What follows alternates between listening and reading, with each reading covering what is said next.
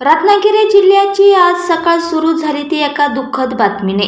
वडिलांच्या अंत्यसंस्काराला जाणाऱ्या मुलीसह अन्य 4 जणांना काळाने रस्त्यातच गाठलं। मिताली मोरे हे आपल्या वडिलांच्या अंत्यसंस्कारासाठी माहेर येत असताना त्यांच्यावर काळाने घाला घातला। मुंबई गोवा महामार्गावर आज पहाटे 5 ते 5:30 च्या सुमारास मुंबईहून देवरुख येथे जाणाऱ्या 7 सीटर कारचा भीषण अपघात झाला। खेडमधील जगबुडी नदीच्या पुलावरून ही 7 सीटर कार थेट 2 पुलांच्या मधून जगबुडी नदी पात्रात कोसळली आणि या दुर्घटनेत 5 जणांचा जागीच मृत्यू झाला। हे कुटुंब मुंबई मीरा रोड येथून देवरुख येथे अंत्यसंस्कारासाठी चाललेलं होतं। यामध्ये कार चालक देखील गंभीर जखमी झाला आहे।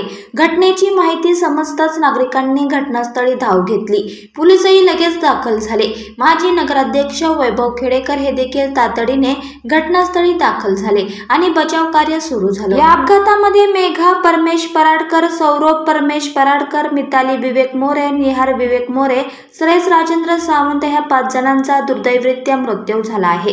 यामध्ये 2 कुटुंबातील व्यक्तींचा समावेश आहे।